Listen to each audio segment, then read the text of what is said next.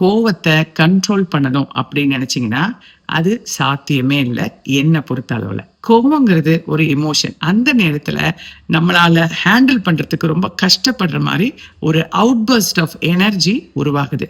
இந்த எனர்ஜியை நம்ம எப்படி ஹேண்டில் பண்றதுன்னு தெரியாம தான் எதையாவது தூக்கி போட்டு உடைக்கிறோம். அப்ப அந்த ஆத்திரம் நமக்கு போதா அப்படின்னு பாக்குறோம், இல்ல கத்துறோம், இல்ல சண்டை போடுறோம், இல்ல பிசிக்கலாவோ வேர்பலாவோ மென்டலாவோ யாரையாவது ஹர்ட் பண்றோம். அதே மாதிரி நீங்க கோவத்தை கண்ட்ரோல் பண்ணணும் அப்படின்னு நினைச்சு ஏதாவது ஒரு சிச்சுவேஷன்ல நீங்க அமைதியா போறீங்கன்னு வச்சுக்கோங்க, அந்த கோபம் அப்படியே தான் இருக்க போகுது. ஏன்னா அந்த எனர்ஜியை நீங்க வெளிப்படுத்தல. ஸோ உள்ளே இருக்க போது வேற என்னைக்காவது, ட்ரஸ்ட் மீ, வேற என்னைக்காவது அது கண்டிப்பா பெரிய அளவுல ஒரு வல்கனோ மாதிரி வெடிச்சு வெளியில வரும். அப்ப என்ன பண்ணணும்? ஆங்கரை கண்ட்ரோல் பண்ணணும் அப்படிங்கிறத விட்டுட்டு நம்ம அப்ப உருவாகிற அந்த எனர்ஜியை, ஆங்கர் எனர்ஜியை ஏதாவது ஒரு விஷயத்துல சேனல் பண்ணி கொண்டு போகணும்.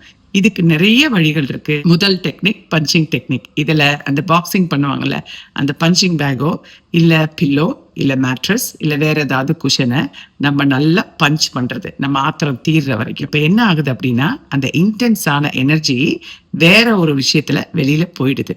யாருக்கும் எந்த பாதிப்பு இல்லாத வகையில, தலகாணிக்கு ஒன்றும் ஆக போறது இல்லை, நமக்கும் ஹர்ட் ஆக போறது இல்லை. ஆக மொத்தம் நம்ம டயர்ட் ஆயிடுவோம், அந்த எனர்ஜி வெளியில போயிடும். இதனால உங்களுக்கு உடம்புல அது ஸ்டோர் ஆகாது. அடுத்தது ஜாகிங் போகலாம், வாக்கிங் போகலாம், நல்லா கொதிக்கலாம், ஸ்கிப்பிங் பண்ணலாம், டான்ஸ் தெரிஞ்சவங்க டான்ஸ் பண்ணலாம். ஆக மொத்தம் நம்ம டயர்ட் ஆகிறது அப்படிங்கிறது முக்கியம். நம்ம டயர்ட் ஆனாதான் அந்த எனர்ஜியை நம்ம வேற ஏதாவது ஒரு விஷயத்துல சேனல் பண்ணிட்டோம், அனுப்பிச்சு வச்சிட்டோம் அப்படின்னு அர்த்தம். நம்ம உடம்புக்குள்ள அது இருக்கு. நாளடைவில் பிபி ஏறுது, ஸ்ட்ரெஸ் லெவல் ரொம்ப இன்க்ரீஸ் ஆகுது. இதெல்லாம் நமக்கு குறைஞ்சு நாமளே ஒரு அவேர்னஸோட இருக்கிறத நம்ம பார்ப்போம்.